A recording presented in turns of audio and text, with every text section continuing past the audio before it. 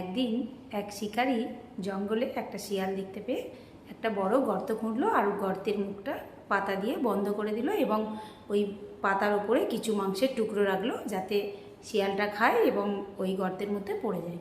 তো শিয়াল খুব চালাক প্রাণী, তার ফলে শিয়াল ওই মাংসের টুকরো দেখলো, কিন্তু ভাবলো এখানে কোনো মতলব আছে, সে না মাংসটা খেয়ে চলে গেল। তো সেই সময় একটা ক্ষুধার্ত বাঘ, সে ওই মাংসের টুকরো দেখে মাংসটা খেতে গিয়ে গর্তে পড়ে গেল। এবার একটা শব্দ হলো, সেই শব্দটা দেখে শিকারি ভাবলো ওই শিয়ালটা গর্তের মধ্যে পড়ে গেছে, ভেবে ওই গর্তের মধ্যে ঝাঁপ দিল শিয়ালটাকে ধরবে বলে। তো যথারীতি ওই শিকারি বাঘের পেটে গেল। তাই এটা থেকেই একটা শিক্ষা পাওয়া যায় কি, যে অপরের জন্য কোনো দিন গর্ত খুঁড়তে নেই। যখনই আপনি অপরের জন্য গর্ত করবেন সেই গর্তে নিজেই পড়বেন। রাধে রাধে।